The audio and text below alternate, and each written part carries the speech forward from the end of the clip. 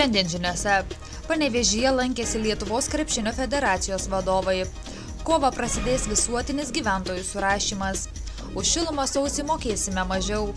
Atidaryta jubiliejinė Stasės Mikeliūnienės paroda.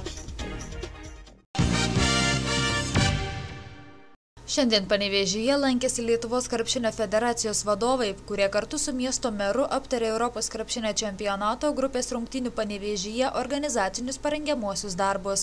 Prieš prasidedant susitikimui Lietuvos krepšinio federacijos prezidentas Vladas Garastas Panevėžio miesto merui įteikė Lietuvos krepšinio rinktinės nuotrauką, įamžinusią triumfo akimirkas po praėjusių metų pasaulio krepšinio čempionato, kuomet lietuviai užkopė ant prizininkų pjedestalo. Įteikdamas šią nuotrauką Garastas linkėjo, kad panaši būtų ir po Europos čempionato.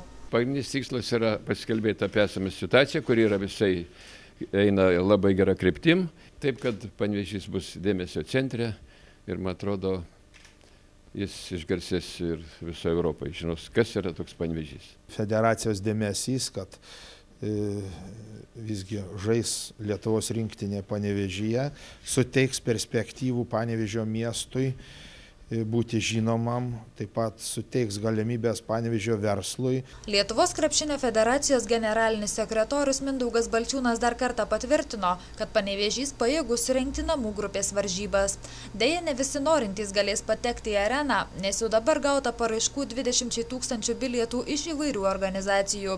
Todėl prie arenos bus pastatytas didelis ekranas, per kurį varžybas galės stebėti panevėžiečiai ir miesto svečiai. Taip pat šioje pramogų zonoje planuojami įvairūs renginiai bei sporto varžybos. Kartu šnekame su savivaldybė, kaip užimti visus sirgalius, dėl to, kad, žinot, Panevėžys negalės priimti visų norinčių, todėl jie turės keliauti iš Kauno ir Vilniaus, tačiau mūsų noras yra, kad jie praleistų čia visą dieną, arba bent jau iki vėlaus vakaro po rungtynių. Tai kalbamės apie įvairius renginius per visą pogrupio arba grupės varžybų metą, tai miesto šventės, galbūt dar kažkas, tai reikėtų, sakysim, taip, teminės dienas kiekvienai komandai, ispanų dieną reikėtų padaryti, kitų komandų, lenkų ir panašiai. Tai tą ir diskutuojam, džiaugiamės tikrai to progresu, kuris jau padarytas ir aš nebejoju, kad Panevėžys bus tikrai centras, kaip minimum, grupės varžybų. Į Europos krepšinio čempionato rungtynes vykstančias rugpjūčio 31 rugsėjo 18 dienomis bilietus bus galima įsigyti nuo kovo 1 dienos. Į Lietuvos rinktinės rungtynes pirmajame etape Panevėžyje bilietai kainuos nuo 89 iki 209 litų. Kas 10 metų Lietuvoje vykdomas gyventojų surašymas. Šį kartą visuotinis gyventojų surašymas vyks kovo, gegužės mėnesiais. Per surašymą bus surinkti statistiniai duomenys apie gyventojus, šeimas ir namų ūkius, būstus. Šiemet pirmą kartą bus suteikta galimybė kiekvienam gyventojui pačiam užpildyti elektroninį surašymo lapą ir pateikti duomenys internetu. Kovo 1–14 dieną prasidės elektroninis surašymas. Pirmą kartą suteikta galimybė kiekvienam susirašyti elektroniniu būdu.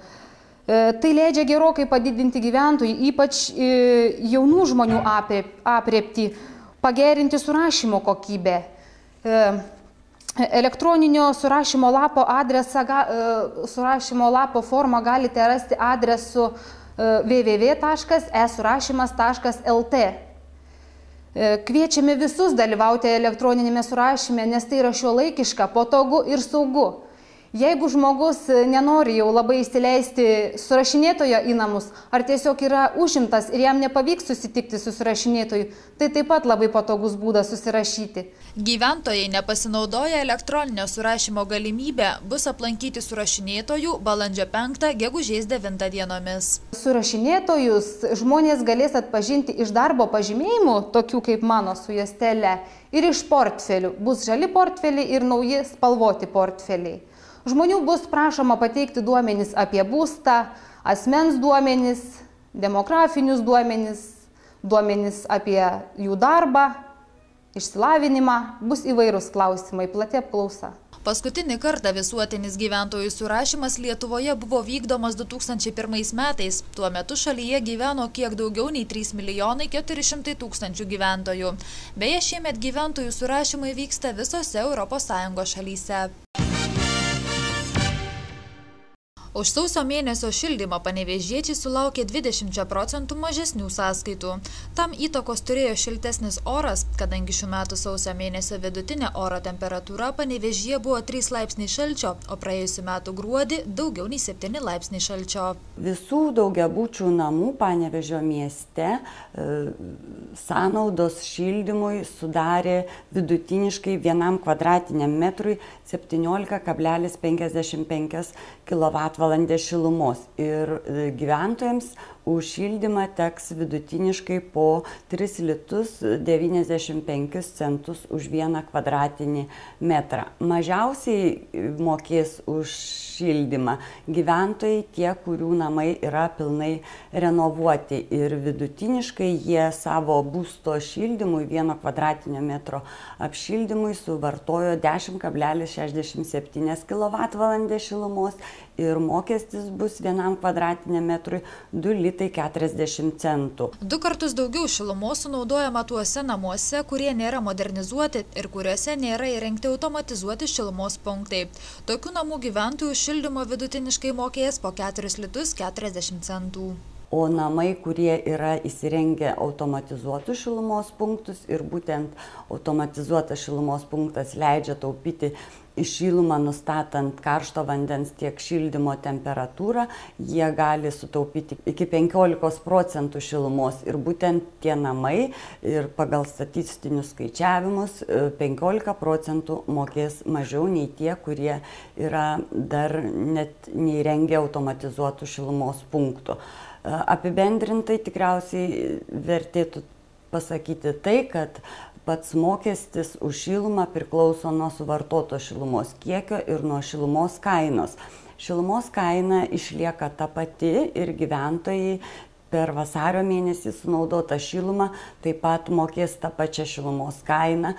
Būtent ji nekinta jau nuo praėjusių metų Liepos 1 dienos, o suvartotas kiekis šilumos tikrai įtakoja į patį mokestį, kuris, kaip ir minėjau, priklauso nuo oro temperatūros, nuo pačių gyventojų noro nustatyti, pasirinkti temperatūrą tiek karšto vandens, tiek šildymo. Būtent jie turėtų susitarti su namo šilumos ūkio prižiūrėtoju, kokios temperatūros pageidautų palaikyti. Daiva Paulauskienė primena, kad akcinės bendrovės Panevėžio energija sąskaitose už šilumą vartotojams pateikiama informacija atitinka šilumos tiekimo ir vartojimo taisyklėse nustatytus reikalavimus.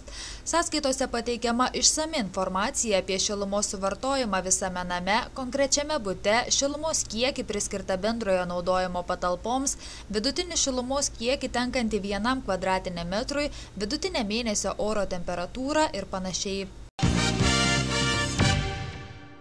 Gabrielės Petkevičaitės bitės viešosios bibliotekos centriniuose rūmuose atidaryta ilgametės bibliotekos darbuotojos Stasės Mikeliūnienės akvarelių ir pastelių paroda Prisilietimas, kuri skirta paminėti garbingą 80-ąjį autorės jubiliejų.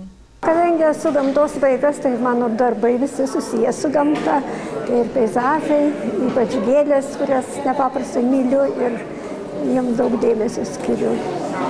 Ir tai darbai maždaug 20 metų laikotarpio. Ne patys naujausi, kažkaip atranką tokia pati padariau, ką aš norėjau parodyti. Stasė Mikeliūnienė, krašto kultūrinio bei rašytinio paveldo saugotoja ir puoselėtoja, kraštotyrininkė, o per ilgus darbo metus bibliotekoje išleido ne tik gausybę straipsnių ir leidinių, bet ir suformavo bibliotekos rankraščių skyriaus fondus. Žinoma, tas žmogaus gyvenimas labai trumpas ir atrodo, čia tik atėjau, tai buvo 58 metai ir štai koks amžius ateina. Ir dabar aš tik talkininkauju, žinoma, bet durų dar neuždarau ir kada noriu, tada ateinu, dar, žodžiu, varstau tas duris ir dar man gera čia, ypatingai naujuose rūmuose. Ir jau tikrai nebetikėjau, kad aš čia dar galėsiu patekti. Stasės Mikeliūnienės akvarelių ir pastelių paroda bibliotekoje veiks iki kovo 14 dienos.